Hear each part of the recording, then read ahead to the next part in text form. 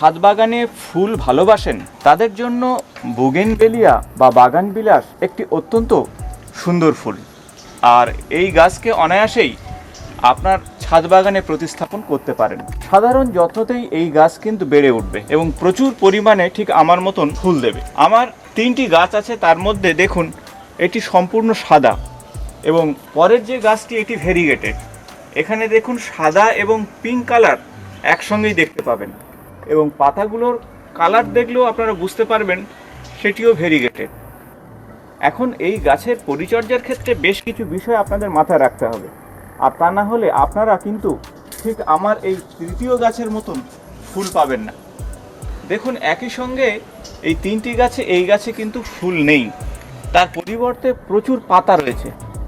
আর এর কারণ হলো এই গাছে প্রচুর পরিমাণে আমি সার ওষুধ ব্যবহার করেছি এবং তার ফলে ফুলের পরিবর্তে পাতা প্রচুর চলে এসছে। মতন যাদের গাছে ফুল আসছে না তাদের বলবো যে নাইট্রোজেন সার দেওয়া বন্ধ করবেন।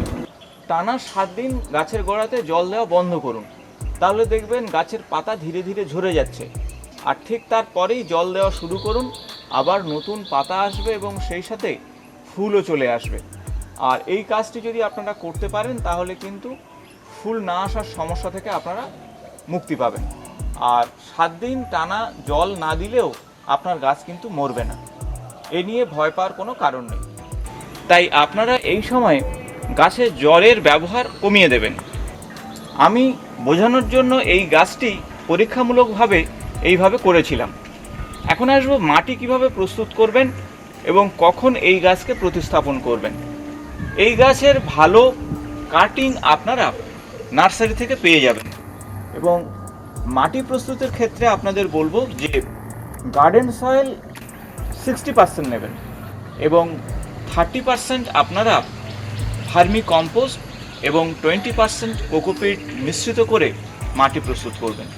আর একটি 10 ইঞ্চি টবে অথবা এইরকম আমার মতো গামলাতেও এই গাছকে আপনি প্রতিস্থাপন করতে পারেন।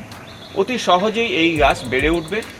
খুব বেশি ঝোপালো হলে আপনারা একটু প্রুনিং করে দেবেন এবং প্রুনিং আপনারা ঠিক শীতের পরেই করবেন, কারণ শীতের পর থেকে প্রুনিং করলে ধীরে ধীরে নতুন ডালপালা ছাড়বে এবং নতুন ডালপালা থেকে এই গাছে প্রচুর ফুল চলে আসবে। এখন আসবো রোগের আক্রমণের বিষয়। বেশ কিছু রোগ পোকা কিন্তু এই গাছকে নষ্ট করতে পারে। মূলত খুব বেশি রোগের কারণ হয় না, কিছু কিছু ক্ষেত্রে মিলিবাগ এবং সেই সাথে সাদা মাছিও সমস্যার কারণ হতে পারে। আমি প্রতি সপ্তাহে একবার করে নিম অয়েল স্প্রে করেছি এবং 8 থেকে 10 ml আপনারা নিম অয়েল ভালোভাবে জলের সঙ্গে মিশিয়ে স্প্রে করুন 15 দিন অন্তর অন্তর। এছাড়া বায়োপেস্টিসাইড কাকা আপনারা প্রতি লিটার জলে 8-10 ফোঁটা মিশিয়ে আপনারা 8-10 দিন অন্তর অন্তর স্প্রে করলে ঠিক এমনই সুন্দর ফুল চলে আসবে। এছাড়া সপ্তাহে একবার করে আপনারা কিচেন ওয়েস্ট দিয়ে তৈরি লিকুইড সারও প্রয়োগ করতে পারেন, আর তাতে কিন্তু আমি ভালো ফল পেয়েছি। এবং খোল পচিয়ে 8-10 দিন অন্তর অন্তর গোড়াতে দিন, আর তাতেও কিন্তু এই গাছ সুন্দর থাকবে।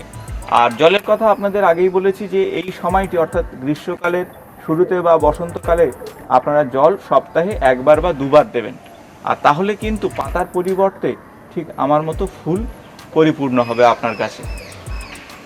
এছাড়া আপনারা 15 দিন অন্তর অন্তর অ্যান্টি ফাঙ্গাল প্রয়োগ করবেন, তা না হলে অনেক সময় গাছের পাতা কালো হয়ে যেতে পারে ফাঙ্গাসের আক্রমণে।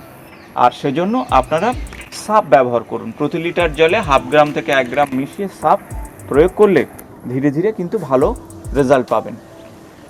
আরও একটি বিষয় আপনাদের খেয়াল রাখতে হবে, এই গাছকে কিন্তু সম্পূর্ণ ডে লাইট বা সানলাইটে রাখতে হবে। সেমি শেডে রাখলে কিন্তু এই গাছের ফুল পাবেন না। যেখানে অন্তত 7 থেকে 8 ঘন্টা রোদ্দুর আসে সেই সমস্ত জায়গাতে এই গাছকে রাখুন, আর তাহলে দেখবেন আপনার গাছে সুন্দর ফুলে ঠিক আমার গাছের মতন পরিপূর্ণ হবে। আশা করব ভিডিওটি ইনফরমেটিভ হয়েছে। ভিডিও ভালো লাগলে বন্ধুদের সঙ্গে শেয়ার করবেন। নিয়মিত আমার চ্যানেলের আপডেট পেতে চ্যানেলটি সাবস্ক্রাইব করে পাশে থাকা বেল বাটনটি প্রেস করবেন। আজ এই পর্যন্ত, নমস্কার।